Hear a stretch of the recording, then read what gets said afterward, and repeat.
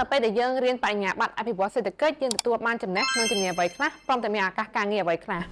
នៅពេលដែលយើងរៀនបញ្ញាបត្រអភិវឌ្ឍសេដ្ឋកិច្ចយើងទទួលបានចំណេះនិងជំនាញដូចជាទ្រឹស្ដីគំនិតនិងការអនុវត្តល្អៗនៃការអភិវឌ្ឍសេដ្ឋកិច្ចគំនិតនៃការអភិវឌ្ឍប្រកបដោយនិរន្តរភាពវិទ្យាសាស្ត្រក្នុងការស្រាវជ្រាវនិងពិនិត្យតាមដានព្រមទាំងវាតម្លៃទៅលើកម្មវិធីអភិវឌ្ឍនានាវិធីនិងវិធីសាស្ត្រនៃការអនុវត្តសម្រាប់ការវិភាគសេដ្ឋកិច្ចចំពោះជំនាញយើងអាចទទួលបានជំនាញដូចជាវិភាគដំណើរការសេដ្ឋកិច្ចនៃកម្រិតមូលដ្ឋានក្នុងតំបន់និងសកល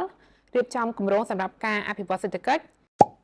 ការស្រាវជ្រាវទាក់ទងនឹងបញ្ហាសេដ្ឋកិច្ចគ្រប់គ្រងសហគ្រាសពិនិត្យតាមដាននិងវាតម្លៃកម្មវិធីអភិវឌ្ឍនានាចំពោះឱកាសការងារយើងអាចក្លាយទៅជាអ្នកវិភាគសេដ្ឋកិច្ច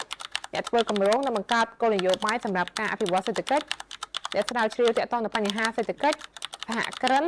អ្នកសេដ្ឋកិច្ចអភិវឌ្ឍអ្នកពិនិត្យតាមដាននិងវាតម្លៃគម្រោងអភិវឌ្ឍនានា